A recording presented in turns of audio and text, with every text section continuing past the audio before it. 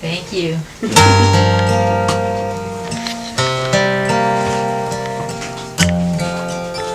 You know, I spent a lot of my time, my life in the 70s, on an Indian reservation in South Dakota called Pine Ridge Indian Reservation. I wish I could tell you that I was there for all the spiritual reasons that you should go up there for those kind of things, but I wasn't. It was purely political. There was a movement by AIM, American Indian Movement. There was a movement by them called the Little Red Schoolhouse. It was and I was a leftist. I've never been a liberal. I don't think I ever will be. But I will be a leftist, and I'll show you my wobbly card and my communist card if you want to see it. I ain't afraid of you. But I went up there, I was a pretty young guy, working for a organization, a political organization called the Little Red Schoolhouse. And the Little Red Schoolhouse was protesting the fact that Lakota and Dakota Indians, what white people call Sioux Indians. There've never been no Sioux Indians ever in the world. The French brought that word in. You know, I grew up as a kid watching Gunsmoke and Bonanza, you know, on the television, black and white television shows about cowboys and Indians and that kind of business. And then as I got older, I learned that there was no, that Sioux was a French word for Lakota and Dakota Indians. And that squaw, even though it was put on the television every day, squaw comes from an old French term called squaw, which means vagina, actually. So when a white man got himself a squaw Indian, he basically was buying or procuring or stealing a vagina. Interesting concept. I've tried it several times. I've been very unsuccessful at it.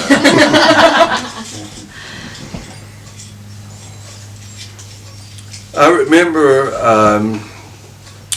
when I lived on Pine Ridge Indian Reservation, which, by the way, is still the poorest place in the world. More teenagers, more children kill themselves, they commit suicide on Pine Ridge Indian Reservation every day, more than any place in the world. No third world country can even compete with it. There are more Indian children that commit suicide on that reservation, even still today, than anywhere else in the world. And they're invisible by this government. This government finds them to be invisible. I can remember walking the line many years ago, and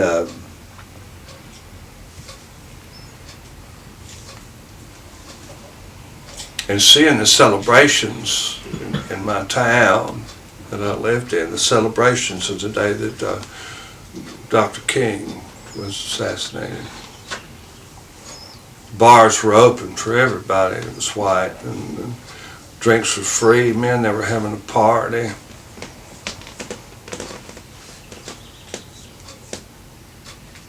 And I never found myself able to write about it ever. Until there was a book, a little small paperback book by D. Brown, who's most famous for writing Bury My Heart at Wounded Knee. He's most famous for writing that book with D.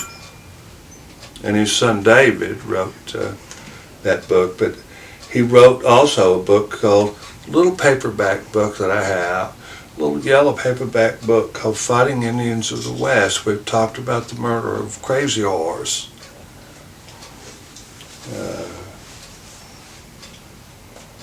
He was murdered at Fort Robinson after he turned himself in at Fort Robinson after they told him that they would let his mother live. They wouldn't kill his mother if he turned himself in.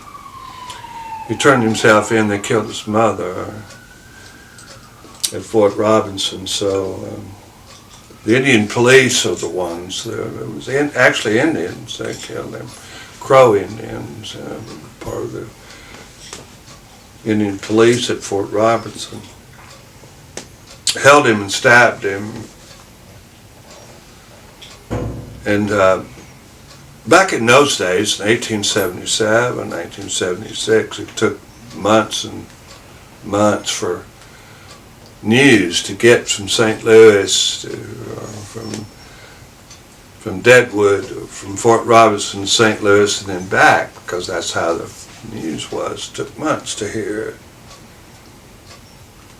And when I read the story of murder of Crazy Horse, he was a spiritual man, he was a preacher, he was an Indian preacher, just like Dr. King. When I read that story, then I knew that I could write about something that was similar. And as a writer, I think that's as close as we get to it. If we can't write about one thing, we can write about another. So anyway, this is a song that you asked for, and my ex-wife Nancy Griffith recorded this song, and we weren't speaking at the time, but when I finally got the check, I went out and bought a brand new BMW motorcycle and traveled up to Pine Ridge on it and showed it off to all my Indian friends up there. Nancy and I get along very well now.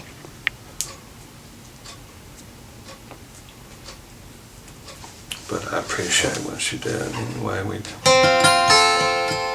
This is a song that we ended up doing again together on Live at the Red Shack with Lyle Levitt and Nancy and Denise Frankie and Susan.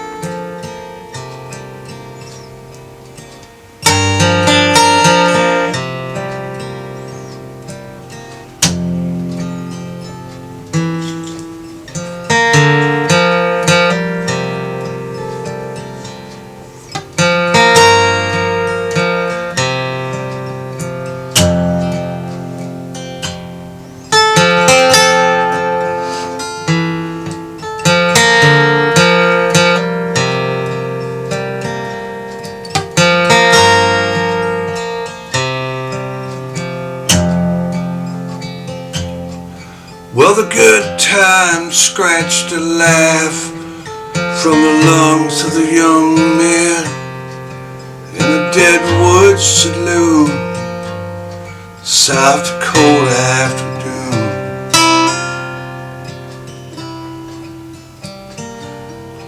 And the old ones by the door, with their heads to their chest, they told lies about whiskey on a woman's breast.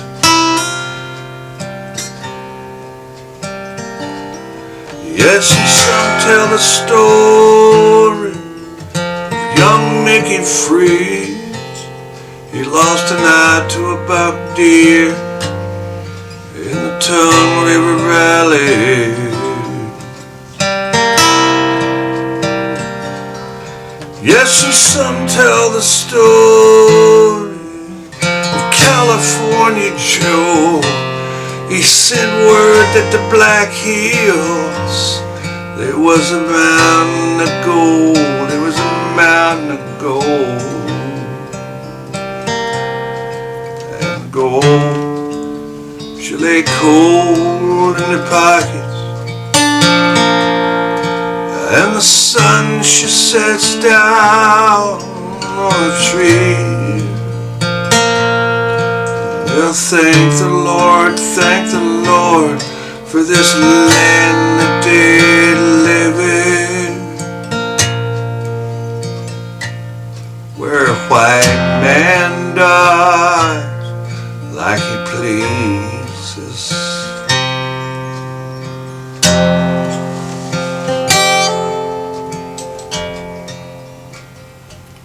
Well, some flat-shoed fool from the east comes running with some words that he'd read in some St. Joseph paper, and heads streaks all around, because the news he is telling is the one they call crazy, who's been caught and been dealt with. He's been dealt with. And the gold she lay cold in her pocket, and the sun she sets down on the tree. And they thank the Lord for the land that they live in, where a white man does like he pleases.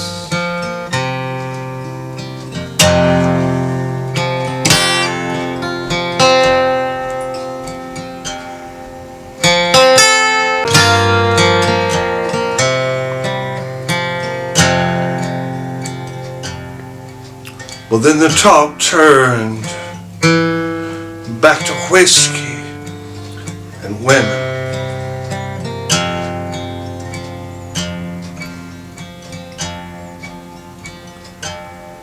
But the Easterner, he reads the words from the paper.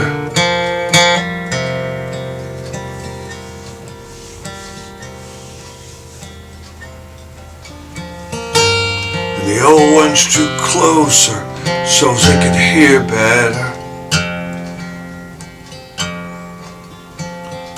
It says here that Crazy Horse was killed while he was trying to escape. It said it was sometime last September. It don't give the exact date.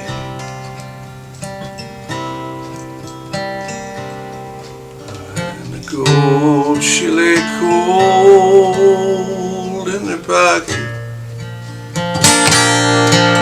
the sun she sets down on the tree. Now thank the Lord for this land that they live in, where a white man does as he pleases.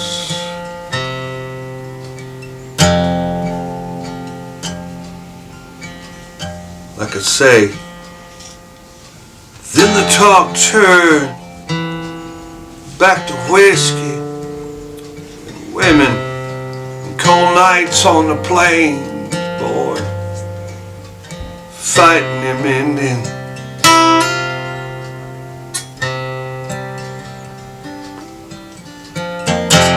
And the Easterner says he'll have one more before he goes. He gives paper to the crow boy. It sweeps up the floor.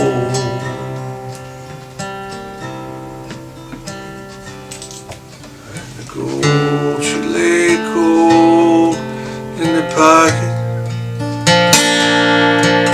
and the sun she sets down on the trees. And now thank the Lord for this land that they live in, yeah, where a white man dies pleases.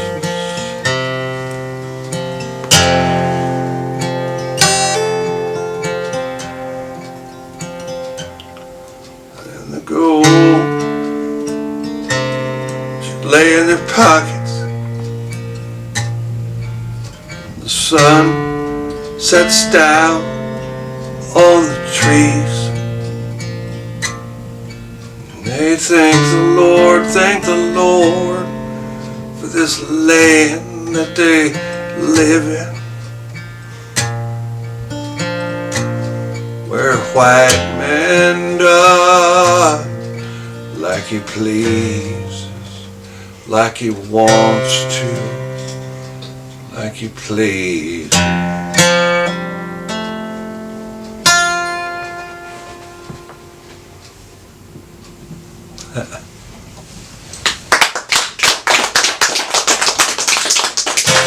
Thanks.